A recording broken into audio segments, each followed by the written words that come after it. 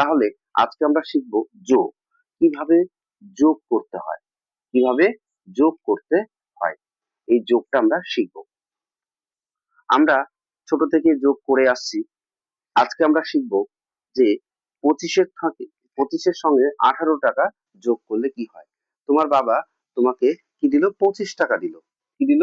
তোমার বাবা তোমাকে 2 × 10 = 25 টাকা দিল। তাহলে একক, দশক, তাহলে তোমার বাবা কত টাকা দিল? 25 টাকা দিল। তোমার মা তোমাকে 1 × 10 = 18 টাকা আরো দিল। তাহলে তোমার টাকা বেড়ে গেল না কমে গেল? তোমার টাকা নিশ্চয়ই বেড়ে যাবে। তাহলে কি করতে হবে? যোগ করতে হবে। তাহলে আমরা দেখলাম 25 টাকা তোমার বাবা দিল, 18 টাকা তোমার মা দিল। তাহলে তোমার কত টাকা হলো? তাহলে আমরা এটাকে যোগ করার চেষ্টা করব। আমরা যদি সাংকেতিক চিহ্নের মাধ্যমে দেখি তাহলে কি হবে? তাহলে 10 টাকার নোট কটি? 10 টাকার নোট দুটি। 10 টাকার নোট দুটি। 1 টাকার কয়েন কটি? 5টা। তাহলে 1, 2, 3, 4, 5। তাহলে এগুলো হচ্ছে 1 টাকার কয়েন। এবার তোমার মা তোমাকে দিল, তোমার মাও তোমাকে দিল 1 টাকা। 10 টাকার নোট কটি? একটি। তার মানে 10 টাকার নোট হবে তোমার একটা। আর 1 টাকার কয়েন কটা? 8টা। 1, 2, 3, 4, 5, 6, 7, 8।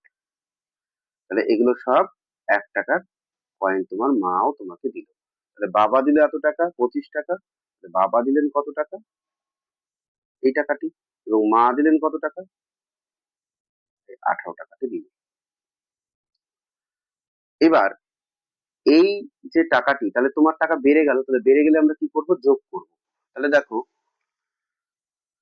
5 টাকা আর 8 টাকা, আমরা এটা একটু টাকার মাধ্যমে করার চেষ্টা করি। তাহলে তোমার মা তোমাকে বাবা কত টাকা দিল? 25 টাকা। অর্থাৎ 1 টাকার কয়েন কটা দিল? 5টা।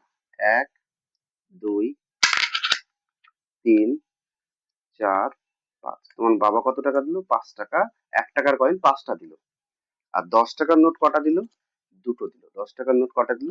দুটো দিল। তাহলে তোমার বাবা 10 টাকার নোট দুটো আর 5 টাকার কয়েন 1 টাকার কয়েন 5টা দিল। তোমার মা কত টাকা দিল? 10 টাকার নোট একটা দিল আর 1 টাকার কয়েন 8টা দিল।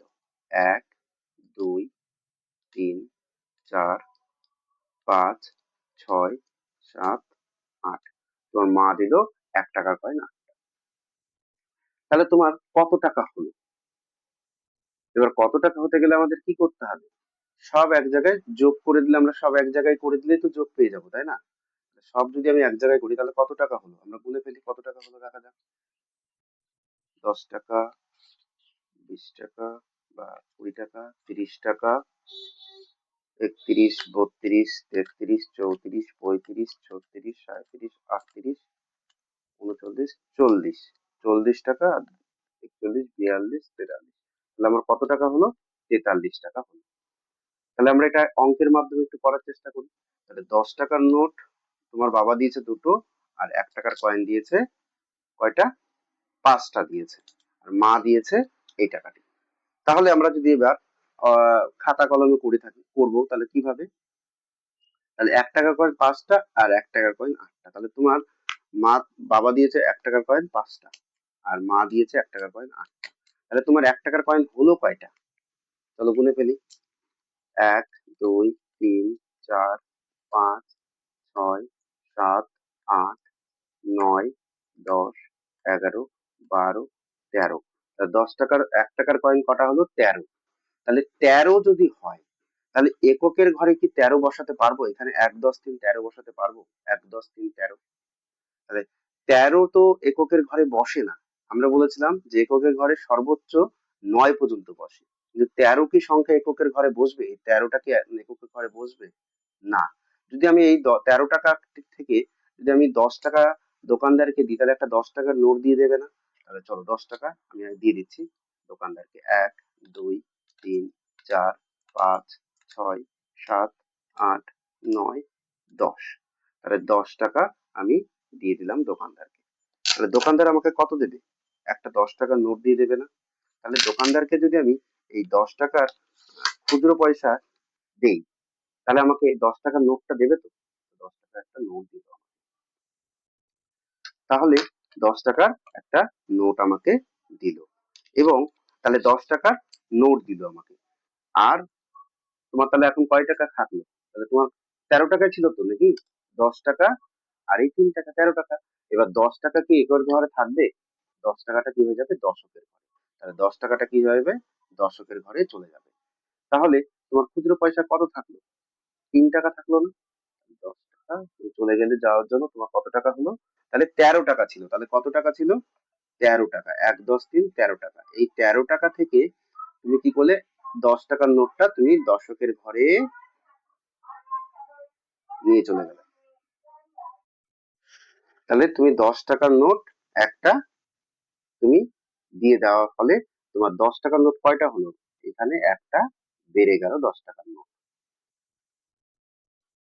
এবার দেখো, তোমার দুটো 10 টাকার নোট ছিল, বাবা দিয়েছিল, আর তোমার মা একটা 10 টাকার নোট, তাহলে দুটো আর একটা, তিনটে হলো। আর একটা 10 টাকার নোট তুমি এখনই খুচরো পয়সা থেকে 10 টাকার একটা নোট করলে, তাহলে কয়টা 10 টাকার নোট হলো? চারটে 10 টাকার নোট হলো। দুই একে তিন আর একে চার। চারটে 10 টাকা, দেখো মিলিয়ে নাও চারটে 10 টাকা হলো কিনা। এক, দুই, তিন, চার। চারটা 10 টাকার নোট আর 1 টাকার কয়েন তিনটা। তাহলে অ্যান্সার হলো 43। একইভাবে যদি আমরা এখানে করি তাহলে কেমন হবে? এই 10 টাকার নোট এগুলো সবগুলোকে আমরা যদি যোগ করি তাহলে কয়টা 10 টাকার নোট? 1 টাকার কয়েন হবে। 1 2 3 4 5 6 7 8 9 10 11 12 13। তাহলে 13টা হবে। তাহলে 13টা থেকে আমি 10 টাকার নোট করে দিলাম এদিকে। এই 13টাকে আমি কি করলাম? 10 টাকার নোট করে নিলাম। তাহলে 10টার খুচরো পয়সা দিয়ে দিলাম। 2 4 5 6 7 8 9 10। এই 10টা আমি কি করলাম? এই দোকানদারকে দিয়ে একটা 10 টাকার নোট আমি করে দিলাম। তাহলে এটা বাদ হয়ে গেল, তাহলে কয়টা 1 টাকার কয়েন থাকলো? তিনটে 1 টাকার কয়েন হলো না? আর 10 টাকার নোট কটা হলো? 1 2 3 4। চারটে 10 টাকার নোট হলো।